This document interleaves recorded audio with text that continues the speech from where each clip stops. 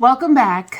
So I've been home for winter recess. No, winter recess, February. Holiday break, that's what they call it. So I've been catching up on my streaming service shows and whatever. And I'm wearing this because I refused to do my hair this week. I washed it. I finally washed it and it's braided, and I'm giving you babushka realness right now. So I watched quite a few documentaries. Like I said, I'm a forever student of learning, and what a surprise I saw when Call Me Now had a documentary. If you don't know who Call Me Now is, you're either too young to be watching this, and this is only for adults.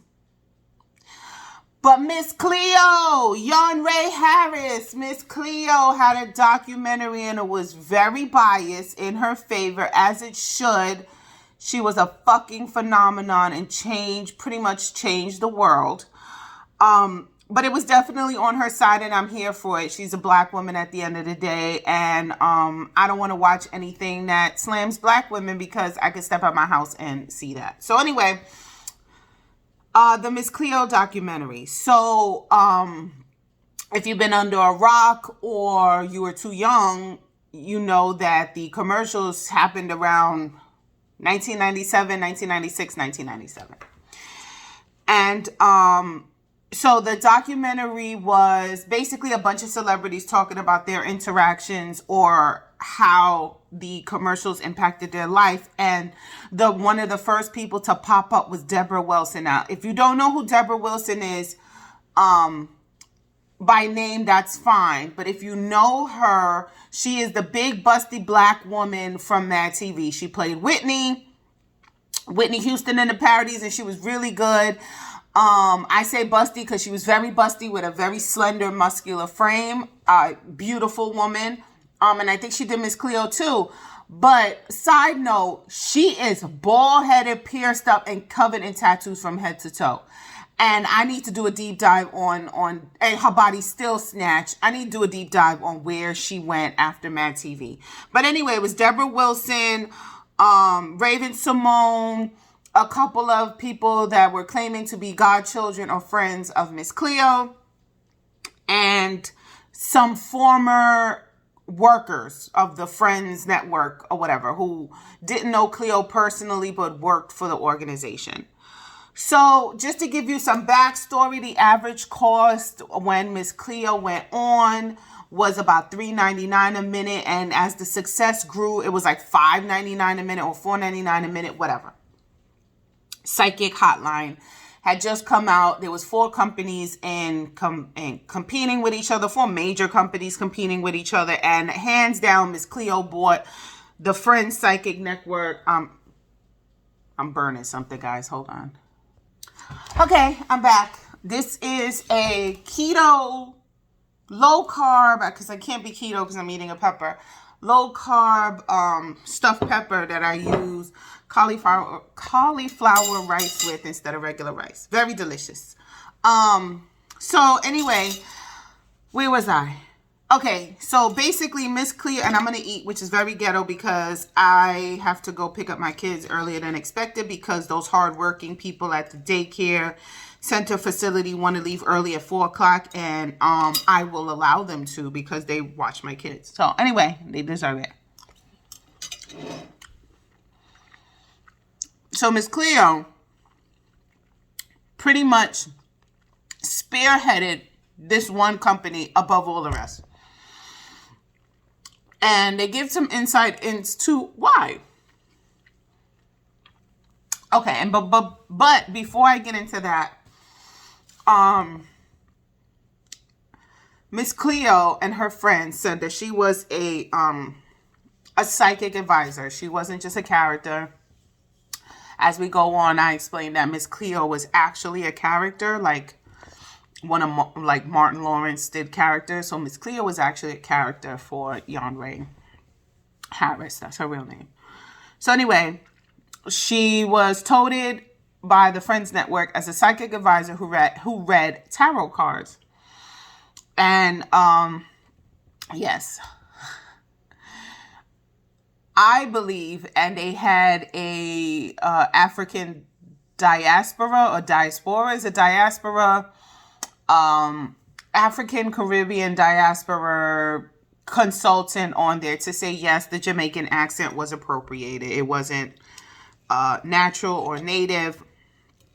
It was fake. But friends of Cleo said they never heard her talk outside of the accent except when she would go into one of her personalities, and I'll get into that later. Okay? So Miss Cleo was like on TV. If you ever watched one of her long infomercials, you were up at midnight and you turned on one of these channels she was on. She would tell the truth to people. Like, is my husband cheating? She'd be like, with the cars, yes, Gally, you need to leave him. That was her. But in the documentary, in her personal life, her non-Miss Cleo life, she saw herself as a priestess.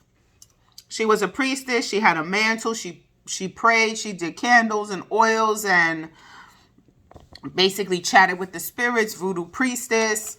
She said she was trained to speak to spirits that have passed on. That was her craft. Her friend said she was devout with her craft, that she meditated often. She talked to the spirits. She would, do whatever. Just picture a bottle of Caribbean white Jamaican rum sitting on the counter with candles and seashells and all that. And that's what they said she was. Her friends and her godson said they had experiences with her where they would bring some. I'm choking on this because I put red hot sauce instead of green hot sauce, which is delicious. And the heat is kicking me. And I can't drink for 30 minutes after I eat. So I'm here choking. So I will pause when I have to cough because I won't cough in that camera. It's not fair. And I'm going to keep pausing because I have no idea how to video edit, nor do I have the time. This is raw and unfiltered. Okay, so pretty much somebody would come into their life and introduce them to Cleo, and she could clock you, and basically the spirits would talk to her and she could give out tidbits of information. Her friends and her godchildren said that they witnessed this. Okay. So backstory, Jan Ray was a part of the Langston Hughes, community theater in Seattle, Washington. And they said she did not have a Jamaican accent. Her accent sounded like something from the Midwest. Excuse me, if they could pick it, but definitely not Jamaican. And basically she scammed or skimmed them out of money because she was hired to write plays, and direct plays and act in them or whatever, and she would get the money up front. So let's say they paid her $20,000 to do all of this, and she was supposed to pay everybody from that money, including herself, the talent and all that. And they said they never got paid. And then she would brush them off and say she was having hard times and told them she had a cancer scan, and she disappeared. And years later, they saw her, "Call me now," on the TV with the accent. And one of the people that worked with her in the theater said that Miss Cleo modeled a character written out of Jan Ray's play. I think I'm saying her name right. Jan Ray. Younree or something like that. Sound Jamaican. Anyway, I believe she had Jamaican descent. Like lineage, I think from the foster care she was in or whatever. But I don't think she was born Jamaican or from Jamaica. I'll get into that when they quote unquote find her birth certificate. So anyway, this woman says that the Miss Cleo character really models a play that they were in, that Miss Harris wrote. And that's where she believes the character come from. The character was written and then adapted into this character for this infomercial that just took off, right?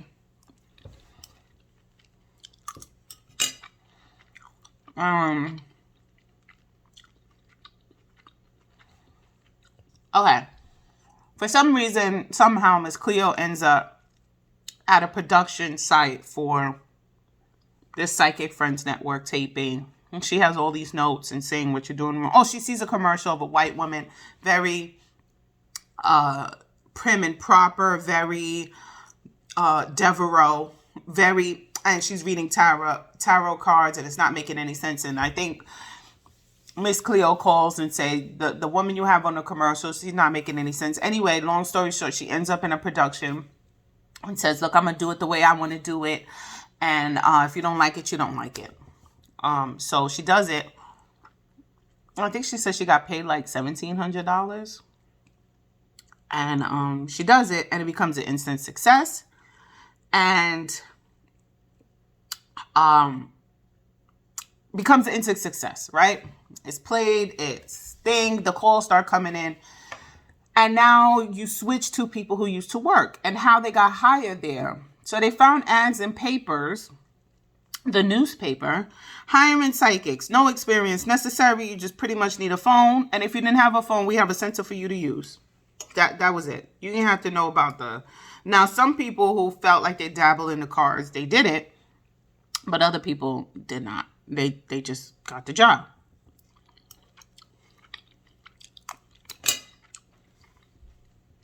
And the pay, between 15 and 24 cents a minute. Now, this Psychic Friends thing is charging. I think at the cusp, it was $5.99 a minute, $4.99 a minute. Paying 15 to 24 cents a minute. And one guy came on and said he got extra pennies because he had a Jamaican accent. They were looking for people with accents. They paid more money if you had an accent. Some worked in the office, like I said, and some worked from their own personal phone. The first 3 minutes were always advertised as free, but in the first 3 minutes, the workers were told that you got to get their name. You already have the telephone number, I'm guessing, but their name and their address. And they would use that information to solicit more to you. And that was the most important part. You had to keep them on the phone at least 18 minutes, whatever that means. There was a script that they followed. And somebody said it was the main reasons people call is money or honey. I love that. Money or honey. Am I going to get money? Am I going to lose money? Am I going to find love? Am I going to lose love? Those were the two major reasons. And if they didn't call for that, you just get them on that train. And money and honey really taps into the soul of people. Because already, if you're calling a Psychic Friends Network, you're already in distress. You're already a victim. You want somebody to talk to. You're already low. So you're easily manipulated, easily taken advantage of. And a lot of these people, like the worker said, we're looking for somebody to talk to. Like a sense of therapy. And that makes me really, really sad because now mental health is being taken seriously. And you have all of these companies popping up offering mental health counseling and stuff. And a lot of them don't take health insurance, which is sad. But you can talk to somebody for like $50 a month. And there's like free suicide. I don't know if I could say the S word on YouTube. But anyway, I'm not monetized. Fuck it. Hotlines and stuff to help you. But back in the 90s, early 2000s, it was therapy for some people. One person said that he didn't even give them a fortune telling or whatever, a reading. Her husband or boyfriend just left her. She had no money and she was on the phone for like half an hour. It cost her like $100. This woman said she didn't have no money. And he just felt bad. And then a lot of the workers said after a while they just felt really shitty listening to these people's problems. Because you're basically, these callers are low. They're already down. You have people taking phone calls without any training on how to deal with people with problems. Because if you're not trained properly, and I have a background in mental health and psychology, we spend a lot of time making sure that you don't absorb all of that into yourself because it will crush and destroy you. That's why I said I'm not an empath. I'm not an empath because I'm not a shitty person. I don't give a fuck about people. I'm not an empath because I cannot be. I'm not strong enough to take on all my other stuff and everybody's other stuff. I could be a listening ear. I could be sympathetic, but I am not empathetic. And there are differences. And Google them if you don't know the difference between being empathetic and sympathetic. Okay? So anyway, so people would call with the expectation that they were going to get Miss Cleo on the phone because she said, call me now. Me is me. Call me now. But when you called, you got Brad from Iowa. And he said he was very surprised that the majority of the callers did not ask for Miss Cleo, but some did, and he would put them on hold. You're on hold and you're paying. He would put them on hold and be like, hold on, I'm going to see. Let me go look. Oh, she just left for the day, or she's in the restroom, or she's at lunch, yada, yada, yada. She wasn't there. You were calling a call center or some guy from the Midwest. And he was so funny because he would say that his natural speaking voice, he was a white gay man. I don't know if he was gay back then, but he was definitely gay in the documentary. Yeah. He said that his male voice really didn't hold him on the line. But when he talked like a Southern belle, he got people to stay on the phone longer. He said he couldn't really keep up with the Southern belle because he was smoking a pack of cigarettes a day, and his voice just kept getting deeper and deeper. So anyway, the fame. Let's talk about the fame of Miss Cleo. When you are mocked or ridiculed or parodied, you have made it as a celebrity. When people start making fun of you, you know you're successful. So Dave Chappelle parodied her. Raven Simone parodied her. On RuPaul Drag Race, oh my God, what is that game? Something fish. I don't know. They play their favorite celebrity. It was supposed to be your favorite female celebrity, but I think it's evolved from that. But anyway, Drag Race, Mad TV, Deborah Wilson did it. The funniest thing about these parodies weren't making fun of Miss Cleo. It was just playing with the predictions and playing with some of the stuff that the people asked for. It was funny. Mad TV was my favorite because they had that white woman. I don't know her name, but she talked like this, and her and Deborah Wilson was fucking magic. If you didn't watch Mad TV, it was like SNL and Mad TV. I always went to Mad TV because I'm kooky, funny, and crazy, and I think SNL just didn't hit me. Mad TV and In Living Color was me. I still don't watch SNL. I watch clips. I can't sit there and watch the whole thing. So the woman that they had on the documentary with the African Caribbean diaspora, who said that the Jamaican accent was definitely appropriated, she explains a big theory, as to why the Miss Cleo character was popular. Let's be clear. Black folks and Caribbean folks were calling, but we were like that much. It's mostly white people. White people call Miss Cleo. And why? And it goes back to what I say. Mammyism. Miss Cleo was a mammy figure. She was big. She was tall. She was buxom. She looked like a mammy. And her Jamaican Caribbean accent, even though us native Caribbean people knew that the accent was fake and it did nothing to us, for white people, it was exoticism. Made her exotic, made her mysterious, voodoo, blackness of her blackness. She was very Afrocentric in her dress and her jewelry. And that is a draw to white people, just the sense of her tribalism and her voodoo-ness and her mammyisms. You know, let's not beat around the bush. Your great suckled on a black titty. His wet nurse was a big black mammy slave who they kept pregnant and fed properly so she could make milk to feed your great, because those women of leisure, slave owners' wives, were not having no baby suck on her titty.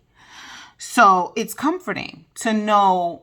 It's comforting because you generationally you have been cared for and suckled on black women. So when you see this big black woman who seems to have all the answers, she pulls at these eternal heartstrings of your generational curse of having slave owner ancestry. Mammies are very comforting to the white community. They are. Look at Aunt Jemima. They just took that bitch off the box. And I'm very sad because I will never buy from the Pearl fucking Milling Company. But I bought Aunt Jemima because even though it's blaxploitation, I love to see that big bitch with that big Negro smile as I was pouring my flapjacks. Pearl Milling Company. I think that's the name. I don't. I'll buy Stop and Shop brand before I buy that shit. I haven't bought it. Put the black bitch back on the box. And put Uncle Ben on the box. Uncle Ben's always been rice. Why is he off? I'm off the train.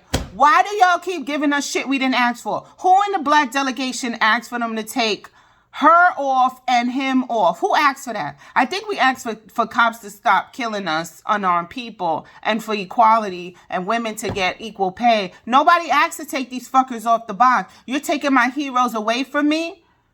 I just heard, I didn't watch, but I heard that the Wakandans got their ass kicked for 2 hours by water Mexicans.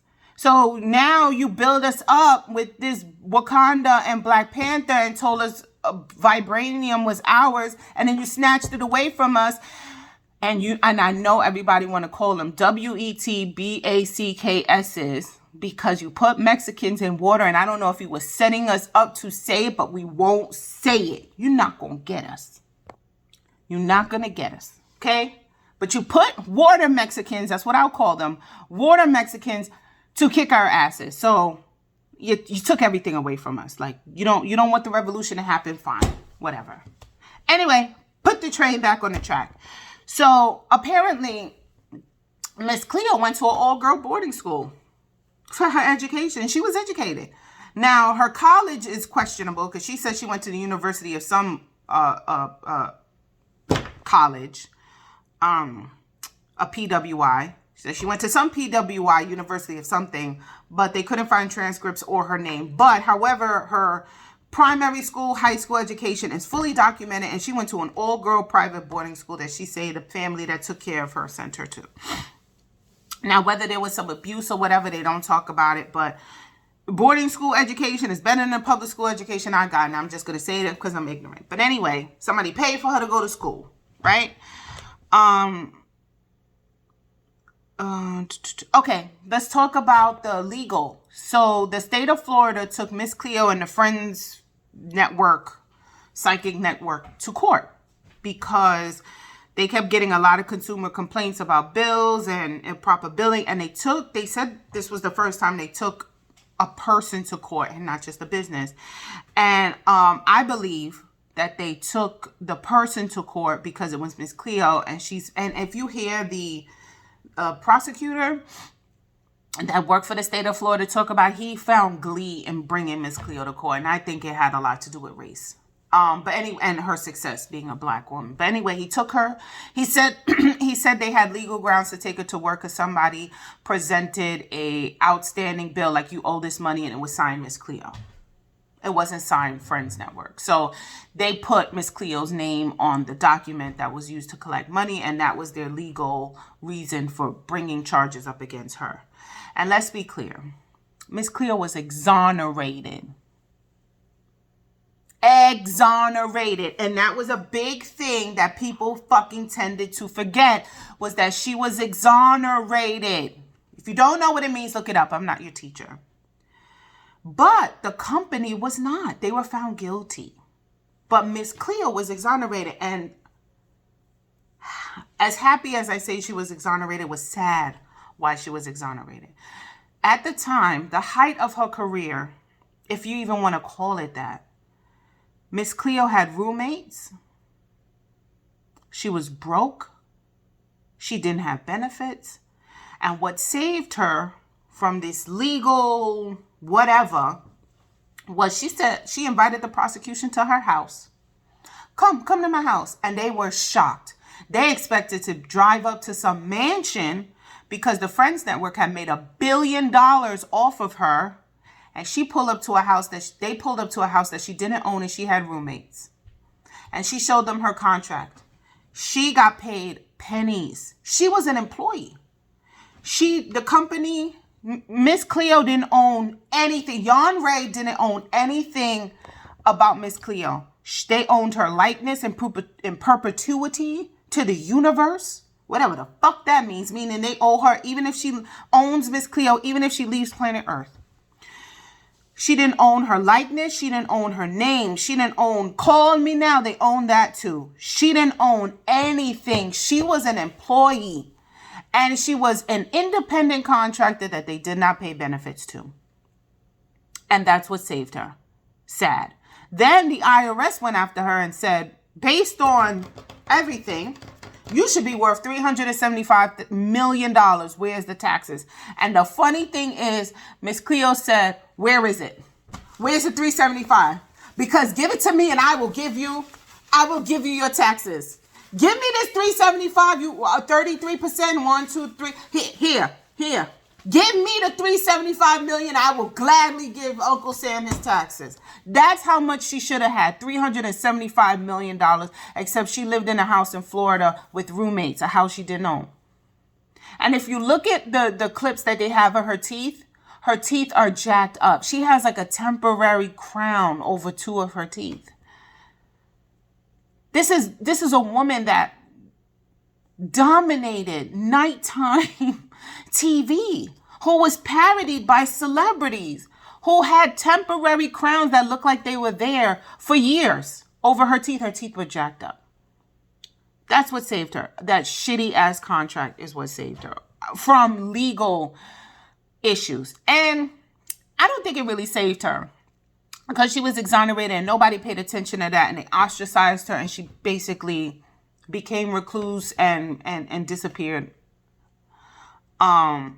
And tried to form some semblance of life that gave her pleasure in her last years. Skip forward to the end. She dies at 53, but we'll get into that. 53 is a baby. So anyway, during the trial, they subpoena her birth records and they find her birth certificate, and she's indeed American. If that is the real legal document. She says it's not. I think it is. Birth records are public. Who the fuck, how many Jan Ray Harrises are there in America? I believe she was American. I think the family that sent her to boarding school, though, I think they were Jamaican.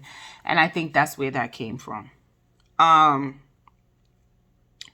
The people, I believe they're Jewish. The 2 Jewish men in charge of the Friends Network, the company made an agreement with the state of Florida to shut down, resolve or forgive the $500 million of outstanding debt to its customers, and pay a $5 million fine. But they made $1 billion off of Miss Cleo. And personally, the 2 men were arrested and had to pay a $50,000 fine. They did no jail time. As Miss Cleo said, they were arrested at breakfast and home in time for dinner. And her career was ruined. Her name was ruined. Everything was ruined. They ruined this woman. So anyway, after the trial is over, she tries to piece her life back together. She does a documentary in 2012. She participates in a documentary in 2012. And she kind of finds her tribe with the LGBTQ community in Florida, which is pretty big. If you're going to be gay anywhere, it's Florida or Atlanta to be black. But I noticed that Miss Cleo didn't find her tribe with the black LGBTQ. It was the white people that embraced her and brought her in. And I'm happy for her. No shade. I'm happy that she found a tribe to make her happy. I'm just noticing that it wasn't with black people, it's with white people. And I think that goes back to the mammyism, that white people tend to embrace the mammy, whereas black people, we don't want the mammy because we know what it represents. So anyway, she finds her tribe. I'm happy. The godchildren that she has comes from the woman that used to do her makeup before she taped infomercials. And then Miss Cleo finds her life in activism, and between 2005 and 2006, becomes an activist for the LGBTQ marches and everything. And in 2006, she comes out as a lesbian, that she's a lesbian. Comes fully out. They interviewed 2 white women partners. The first one is a woman when she was dating Cleo, she's a woman. She's now a trans man. But when she was with Cleo, she was a woman. And they broke up, not for anything malicious, is that Miss Cleo's partner pretty much wanted to live a quiet life, regular life, and Miss Cleo wanted to be a loud, outspoken activist. Because at the end of the day, Miss Cleo's a performer. Whether she used the performance for the activism or the Miss Cleo character, she's a performer. So she wanted to be out and in the public. And the other woman that they interview, her last known partner, and everybody says the love of her life, is a woman that walked into a coffee bar that Miss Cleo hung out with at 61 years old and fell in love with her. And this goes back to my last video that I talked about falling in love with a person. I don't think this woman, and she doesn't even say that she fully even came out as a lesbian. It's just that she fell in love with Miss Cleo. So sweet. And she would say to Miss Cleo, because she was older than her, much older than her at the time. Remember, she's 61, and at this time, Miss Cleo's in her 40s. What do you want with a 61-year-old wrinkled white woman? And, so beautiful. Like, you can fall in love with a person and it not mean their gender not matter. I think it happens more with women than men, though.